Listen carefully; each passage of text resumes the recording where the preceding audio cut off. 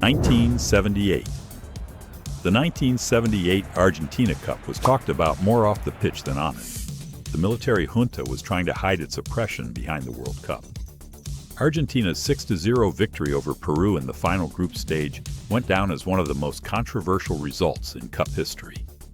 Argentina beat Holland in extra time in the final and became champions. As confetti rained down during the celebrations, only the walls knew what was happening behind them. Maradona, Rossi, and Spain's perfect tournament, 1982. According to many football authorities, Spain 1982 was the most quality organization in Cup history up to that point. 24 teams, Africa's rising voice, Algeria's victory over West Germany, and Italy's Paolo Rossi. This man, returning from a match-fixing scandal, invisible in most people's eyes, scored 3 goals against Brazil, 2 against Poland, and 1 against West Germany in the final. Italy won 3-1. Rossi took the golden ball. Football lifts people in the most unexpected moments. The hand of God and the goal of the century. 1986. Diego Armando Maradona. No one was left not knowing this name after 1986. In the Mexico Cup, in the same match against England, he scored both the most shameless goal in history and the most beautiful goal in history.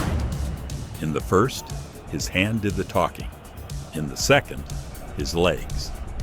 The hand of God, he said of the touch. The goal of the century, said the world of the second. FIFA selected it in 2002 as the best goal ever scored through individual skill. Argentina became champions. Maradona cried, this time from joy. Dull finals, red cards, and Goicoechea. 1990. Italy 1990 was the most defensive cup in football history. With an average of 2.21 goals per match, it hit the lowest level in history. Germany beat Argentina 1-0 from a penalty to become champions. The final was the first in a World Cup where a player received a red card. But the greatest hero of that cup was perhaps the Argentine goalkeeper, Sergio Goicoechea, a name very few knew. He made miracle save after miracle save in shootouts, carrying Argentina to places that seemed impossible.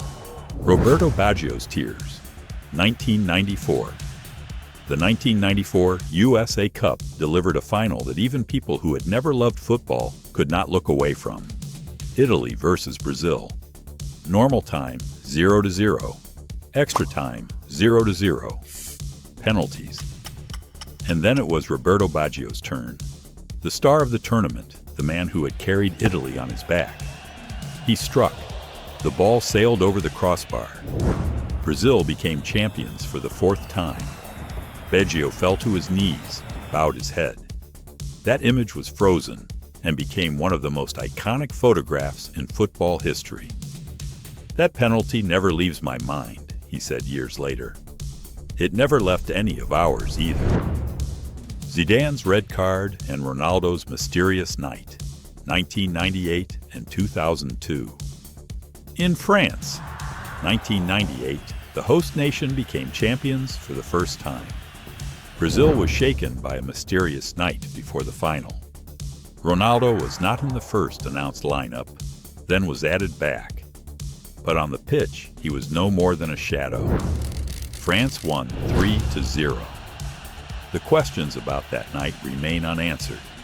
At Japan's South Korea 2002, Turkey wrote its name in golden letters across world football history. Şenol Güneş's boys beat host Japan in the round of 16 and Senegal in the quarterfinals. They lost to Brazil in the semifinals, but then beat South Korea 3-2 to finish 3rd in the world. This is the greatest achievement in Turkish football history. System football and Spain's golden age, 2006 to 2010. In Germany, 2006, Zidane's headbutt. In South Africa, 2010, the sound of vuvuzelas in Spain's historic championship.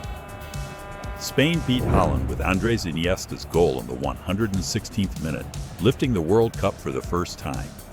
It was an era in which Tiki-Taka football enchanted the world. Concepts like passing percentage and pressing became fashionable words. But football historians also noted, when the system overtakes the individual, the joy of watching suffers. Neymar's injury in the most painful semi-final in history, 2014. The 2014 Brazil Cup turned into a nightmare for the host nation. Neymar was injured in the quarterfinals. Brazil entered the semi-finals with a broken spine.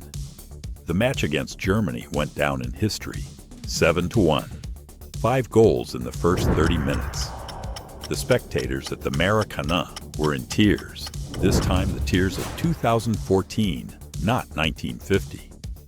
Germany reached the final and beat Argentina 1-0 with Mario Götze's goal in the 113th minute.